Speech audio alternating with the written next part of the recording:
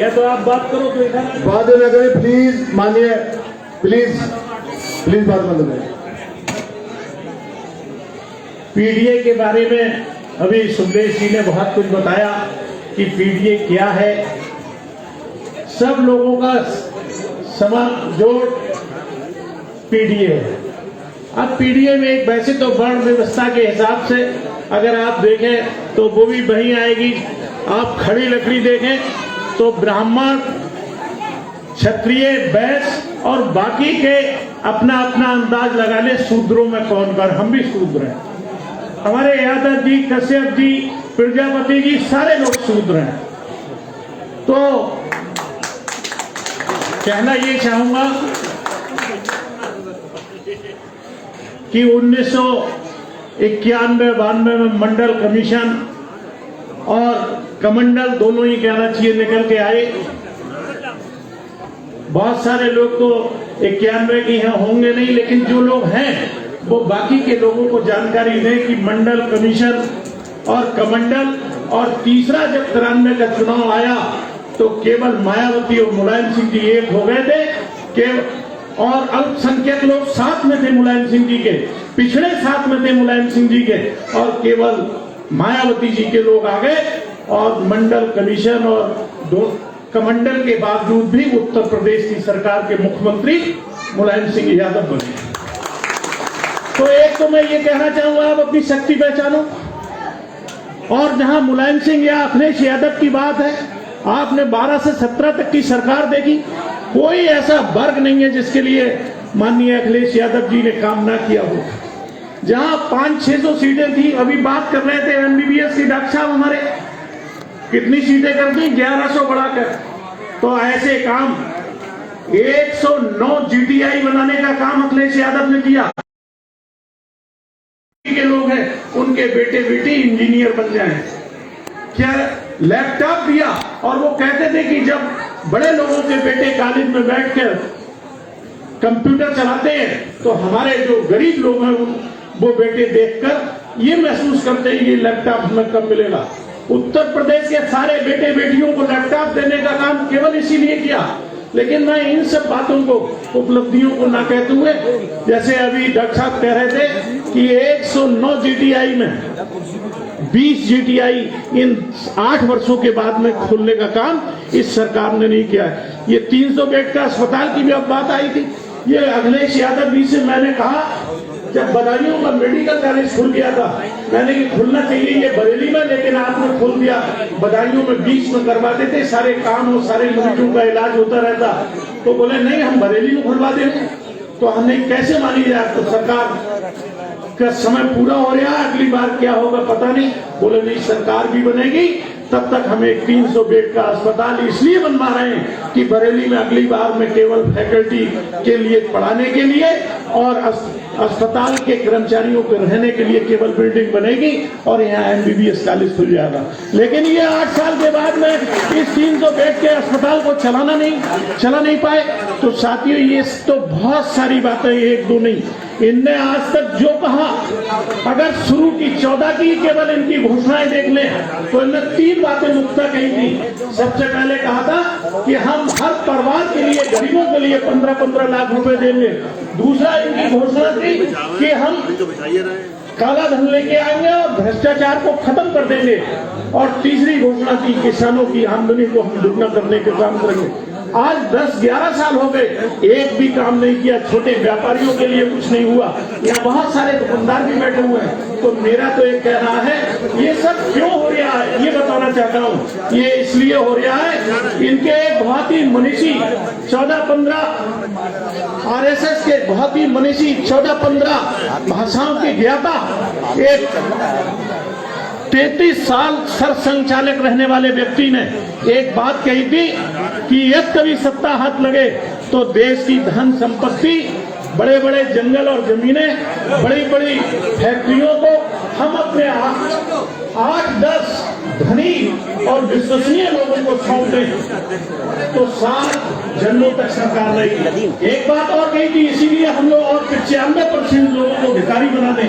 तो एक तो इस पर ये सरकार चल रही है और दूसरे इस पर सरकार चल रही है। संविधान बना तो संविधान बनने के बाद में उसी व्यक्ति ने लिखा कि जो सरकार पिछड़ों को, दलितों को, अल्पसंख्यकों को बराबरी का हक देती हो, ऐसी सरकार से 1000 वर्ष की गुलामी अच्छी है। तो इन दो वजहों से, दो सोचों के साथ ये सरकार चल रही है। तो साथियों, मेरा आप लोगों से यही निवेदन है कि इन दोनों बातों को सोचो। ये सबको अलग करने का काम करते हैं और हम लोग जोड़ने का काम करते हैं। जिस दिन हम सब लोग जुड़ गए तो कोई माई का लाल ऐसा नहीं है जो हम लोगों की सरकार को ना बनने दे। वैसे भी मैं एक बात कहना चाहता हूँ, ये जितने नेता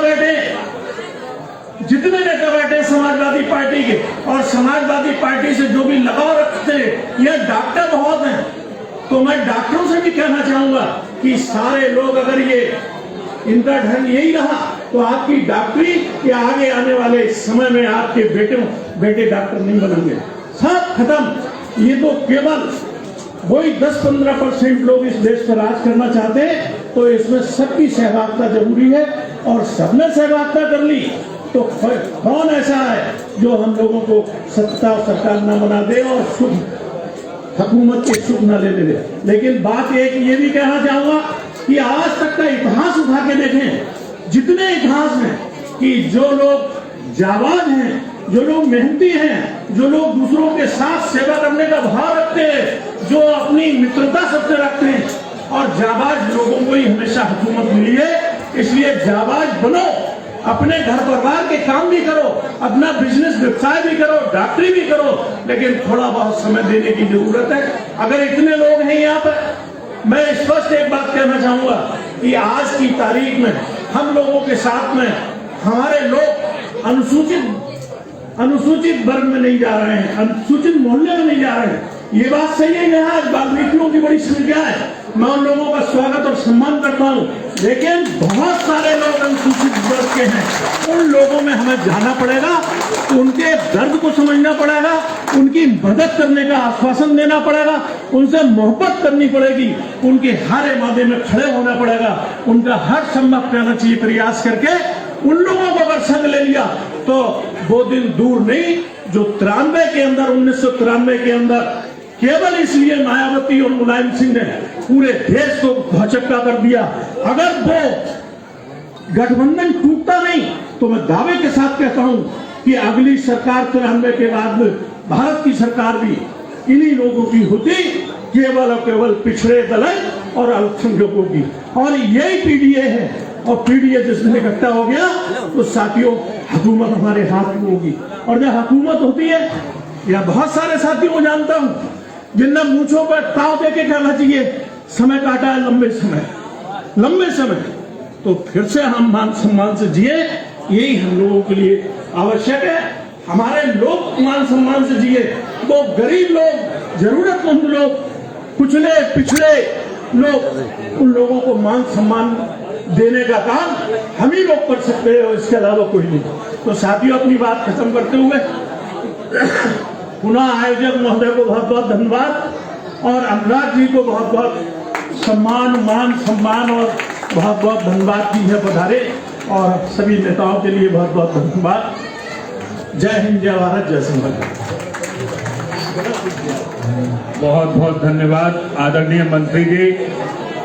अब मैं निवेदन करूंगा समाजवादी पार्टी के आदरणीय जिलाध्यक्ष, शानदार जिलाध्यक्ष आदरणीय शिवचरण कश्यप जी कि वो आए और इस पीडीए पंचायत को अपने जोरदार भाषण से रोशन करें। आदरणीय शिवचरण कश्यप जी, जोरदार तालियों के साथ स्वागत आदरणीय शिवचरण कश्यप जी का। जोरदार तालियों के साथ स्वागत आदरणीय शिवचरण कश्यप जी का।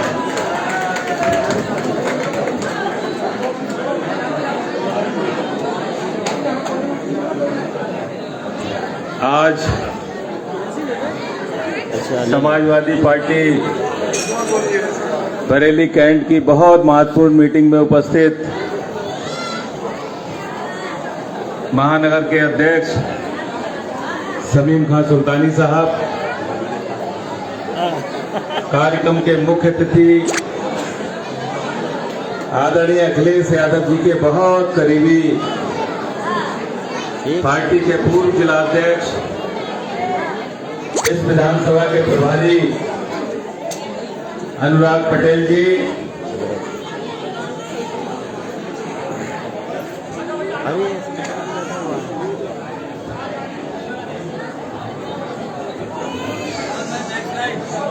पार्टी के पूर्व जिला अध्यक्ष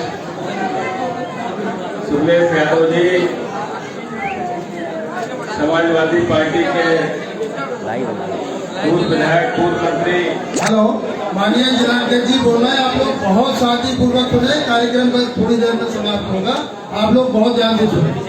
आदरणीय भगवत सहन गंगवार जी, महानगर के उपाध्यक्ष दिनेश यादव जी, लाले भाई अम्बेडकर वाहिनी के राष्ट्रीय उपाध्यक्ष सुरेंद्र सुंदर जी, राष्ट्रीय महासचिव रणवीर सिंह जी, कार्यक्रम में उपस्थित अधिवक्ता सभा के जिलाध्यक्ष आदरणीय यादव जी, युवजन सभा के जिलाध्यक्ष मोहित भारद्वाज जी, महिला सभा के जिलाध्यक्ष स्मिता यादव जी, महानगर की महिला सभा की अध्यक्ष सरताज गजल जी, महिला सभा की प्रदेश की सचिव भारती चौहान जी, समाजवादी पार्टी के बहुत वरिष्ठ नेता आदरणीय अखिलेश यादव जी के बहुत करीबी आदरणीय प्रमोद यादव जी, इस विधानसभा के अध्यक्ष, लोधी समाज में बहुत मेहनत कर रहे, गली गली मोहल्ले मोहल्ले में लोधी समाज को पार्टी से जोड़ने के लिए संघर्ष कर रहे लोधी समाज के नेता और हम सब के नेता रोहित राजपूत जी, मंच पर विराजमान कार्यक्रम का संचालन कर रहे भाई पंडित दीपक शर्मा जी, पार्टी के प्रदेश के प्रवक्ता भाई साजिद भाई, इस कार्यक्रम में उपस्थित कार्यक्रम के आयोजक, जिनके लिए आप लोग कैंट विधानसभा के कोने कोने से आए हो, डॉक्टर अनीस बेग साहब। कार्यक्रम 7 बजे से चल रहा है और यहां बैठे सभी लोगों का एक ही लक्ष्य है। लक्ष्य मालूम है कि उत्तर प्रदेश में आदरणीय अखिलेश जी को मुख्यमंत्री बनाना है। कितने लोग बनाना चाहते हैं, हाथ उठा के बताएं। अखिलेश यादव जी को मुख्यमंत्री कितने लोग बनाना चाहते हैं, हाथ उठा के बताएं। तो आप सब लोग अखिलेश जी को मुख्यमंत्री बनाना चाहते हो और अखिलेश जी के अनुयायी हो, तभी यहाँ पे आए हो। लेकिन यहाँ जितने लोग आए हैं, ये बहुत महत्वपूर्ण लोग हैं, ये बहुत महत्वपूर्ण लोग हैं और इन्होंने अपने क्षेत्र में मेहनत कर ली। तो हम पिछड़े दलित को जब जोड़ लेंगे तो कैंट विधानसभा भी जीत लेंगे, 100% जीत लेंगे। मैं बताना चाहता हूं, इस विधानसभा में जीतने के लिए ज्यादा मेहनत नहीं करनी है। मुस्लिम समाज के वोट 1.5 लाख से ऊपर हैं, यादव समाज के वोट भी 20-25 हजार से ऊपर हैं और हम हिंदू समाज में मात्र 20,000 वोट ले आए। तो यहां से विधायक समाजवादी पार्टी का होगा और समाजवादी पार्टी अब की जीतेगी, मुझे ऐसा लगता है, क्योंकि ऐसा जोश पहली बार देखने को मिल रहा है, पहली बार देखने को मिल रहा है। और मैं तो ये भी देख रहा हूं, जितने लोग कार्यक्रम स्थल के अंदर हैं, उससे दुगने लोग बाहर हैं, जगह नहीं मिल पा रही है।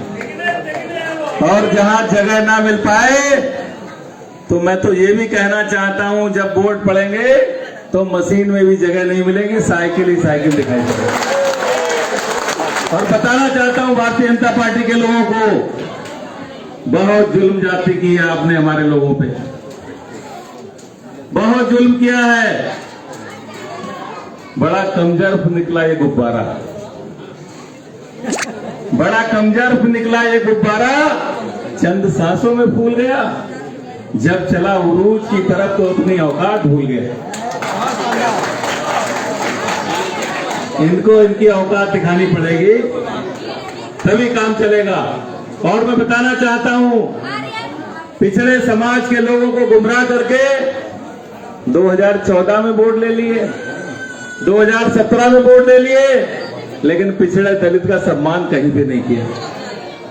और अब की आदरणीय अखिलेश यादव जी ने एक जो पीडीए का नारा दिया है, पीडीए का मतलब पिछड़े, चाहे वो कश्यप हो, मौर्य हो, प्रजापति हो, पाल हो, गुर्जर हो, यादव हो, लोधी हो।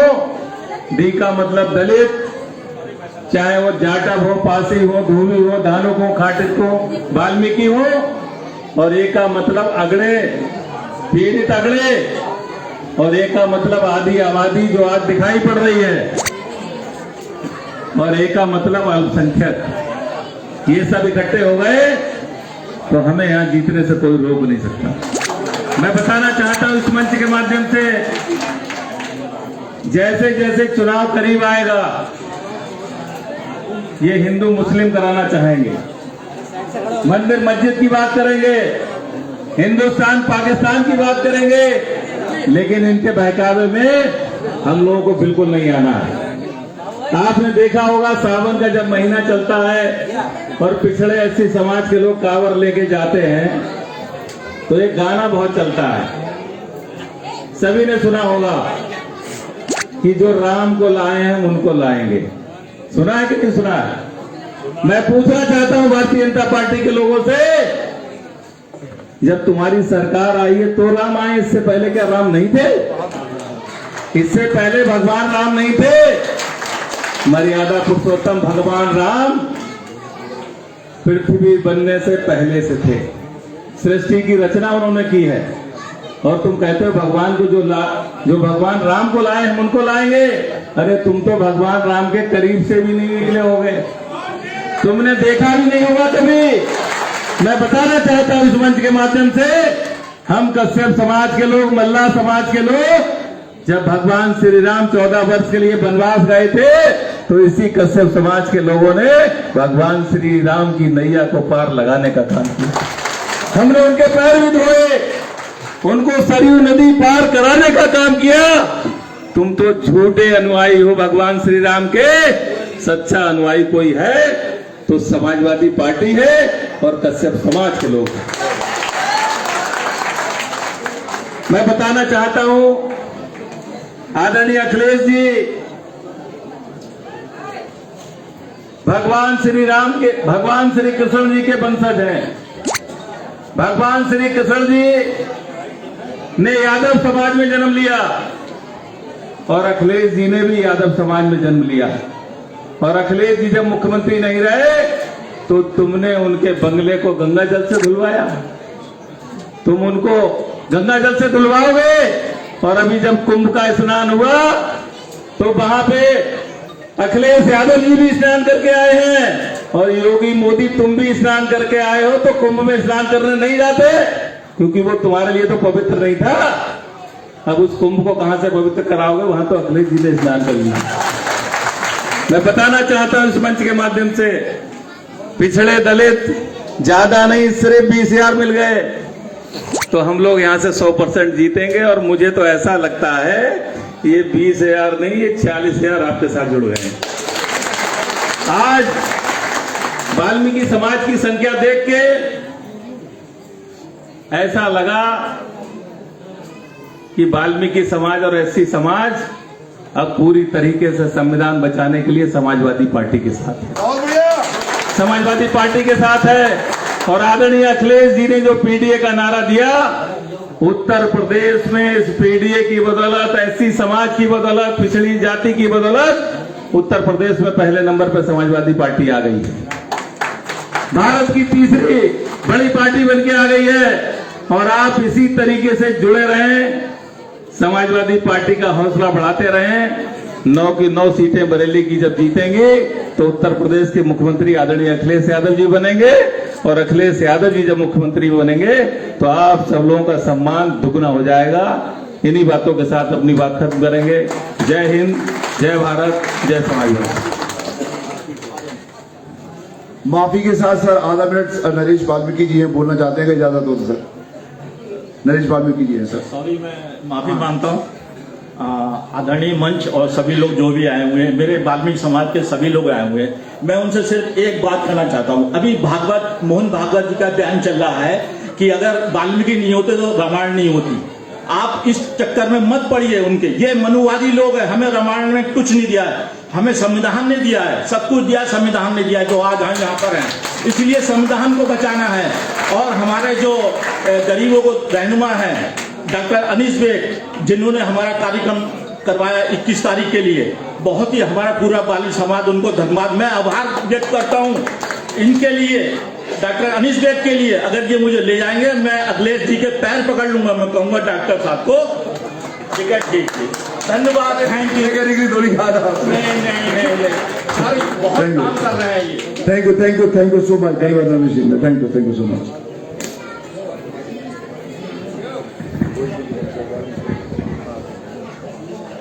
आइए रोहित जी 2 मिनट, 1 मिनट आइए सर, 2 मिनट ज्यादा मत बोलिएगा, और परिवार जी नाराज हो जाएंगे फिर मैं। आइए, मैं किसी को नाराज नहीं करना चाहता, मेरा दिल ही बहुत ही ऐसे छोटा सा, क्या करूं मैं, ये दिल बच्चा है। लेकिन सर ये 10 साढ़े 10 बजाए और ये जोश देख के लग रहा है कि जनता आज 10 के साढ़े, पहली बार ऐसा हुआ है एमए में कि 10:30 बजे इतना हाल बढ़ा हुआ है। तो साथियों, हाउ इज द जोश, हाउ इज द जोश। बहुत शानदार कार्यक्रम के आयोजक अनीस बेग जी को धन्यवाद। सबके प्रति बहुत स्नेह रखने वाले अनीस बेग जी, और हमारे लखीमपुर के जिलाध्यक्ष रहे, बहुत योग्य, बहुत शानदार, बरेली कैंट के प्रभारी अनुराग पटेल जी को मेरा सादा प्रणाम है। वो कुर्मी हैं,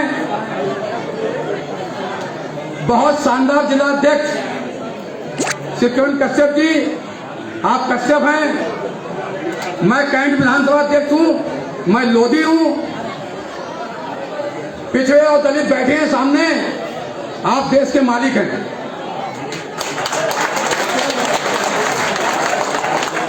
ये मोदी सरकार हमारी, आपकी नहीं है। बरेली का कमिश्नर आपका नहीं है, बरेली का ऐसे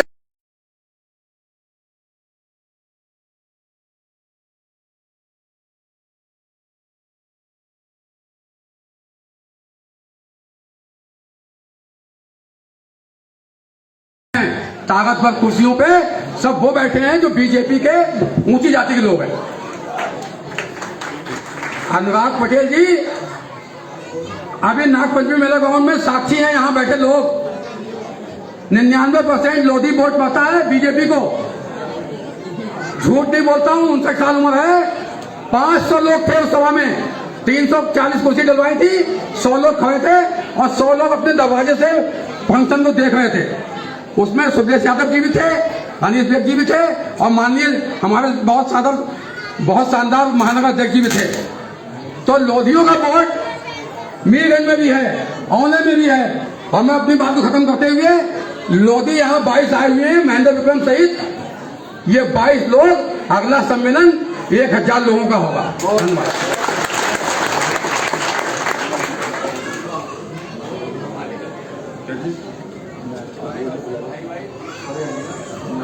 अध्यक्ष जी आएंगे। मैं बहुत, चूंकि अब कार्यक्रम अंतिम छोर की ओर है, वैसे तो अध्यक्षता महानगर अध्यक्ष जी कर रहे हैं तो वो बाद में बोलते हैं, लेकिन मैं निवेदन करूंगा कि आदरणीय महानगर अध्यक्ष जी आए और इस कार्यक्रम के शानदार कार्यक्रम की भी अध्यक्षता कर रहे हैं। शानदार समाजवादी पार्टी के महानगर अध्यक्ष आदरणीय समीम खां सुल्तानी जी आए और अपने विचार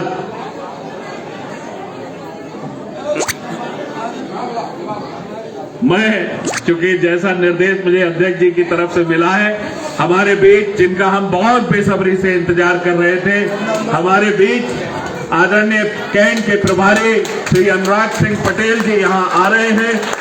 हवाएं जोर कितना भी लगाएं,